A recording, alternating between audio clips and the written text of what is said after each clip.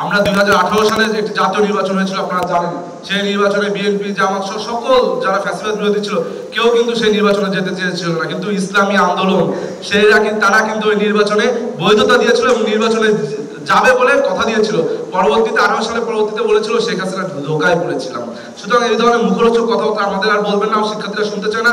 2018 সালে ইসলামী আন্দোলন বাংলাদেশ নয়, কারণ বিএনপি সহ অনেকগুলো রাজনৈতিক দলই কিন্তু নির্বাচনে গিয়েছিল। বরং অন্য সব রাজনৈতিক দল নির্বাচন বর্জন করলেও বিএনপি কিন্তু 6 জন এমপি নিয়ে সংসদেও গেছেন। ওই 6 জনের বিনিময়ে মোনাস হিসাবে যে একজন নারী নেত্রী পাওয়া যায়, সেই জাতির অভিশাপ রুমিন ফারহানাও কিন্তু তখন সংসদে পর্যন্ত গিয়েছিলেন।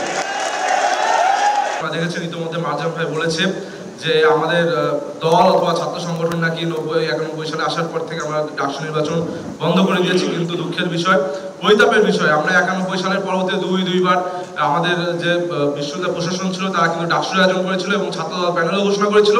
কিন্তু তৎকালীন সময় ছাত্রলীগের 2 গ্রুপিং ছিল, একটি গ্রুপ প্যানেল জমা দিয়েছিল আর একটি গ্রুপ প্যানেল জমা দিইনি। সেই প্যানেলের সাথে অন্য ছাত্র সংগঠন মিলিত হয়ে সেই ডাকসুকে বন্ধ করে দিয়েছিল। এটাই হচ্ছে সত্য এবং এটা আপনারা কেউ ঘাটলেই জানতে পারবেন। আরেকটি বিষয় হচ্ছে এই নির্বাচনের কেন্দ্রিকতায় আপনারা যেহেতু ছাত্র সংগঠন নিয়ে বলেছেন, দল নিয়ে বলেছেন, আমরা 2018 সালে একটি জাতীয় নির্বাচন হয়েছিল, আপনারা জানেন। সেই নির্বাচনে বিএনপি, জামাত সহ সকল যারা ফ্যাসিবাদ বিরোধী ছিল কেউ কিন্তু সেই নির্বাচনে যেতে চেয়েছিল না, কিন্তু ইসলামী আন্দোলন তারা কিন্তু ওই নির্বাচনে বৈধতা দিয়েছিল এবং নির্বাচনে যাবে বলে কথা দিয়েছিল। পরবর্তীতে 18 সালে বলেছিল শেখ হাসিনা ধোকায় পড়েছিলাম। সুতরাং এই ধরনের মুখরোচক কথাবার্তা আমাদের আর বলবেন না, শিক্ষার্থীরা শুনতে চায় না।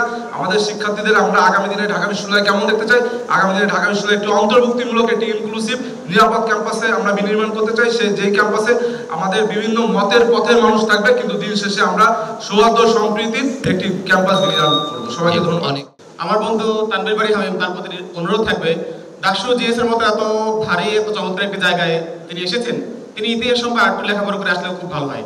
2018 সালে ইসলামী আন্দোলন বাংলাদেশ নয়, কারণ বিএনপি সহ অনেকগুলো রাজনৈতিক দলই কিন্তু নির্বাচনে গিয়েছিল। বরং অন্য সব রাজনৈতিক দল নির্বাচন বর্জন করলেও বিএনপি কিন্তু 6 জন এমপি নিয়ে সংসদেও গেছেন।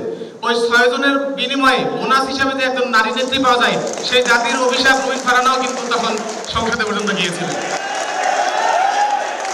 তো সেই জায়গা থেকে আমি বলবো, বরং ইসলামী আন্দোলন না, এই দায় মূলত বিএনপি দায়ী। তো এই জন্য ভাই বোন অনুরোধ থাকবে, ডাকসুর মতো বড় জায়গায় তিনি আপনি স্টাডি করে কথা বললে বেটার হবে।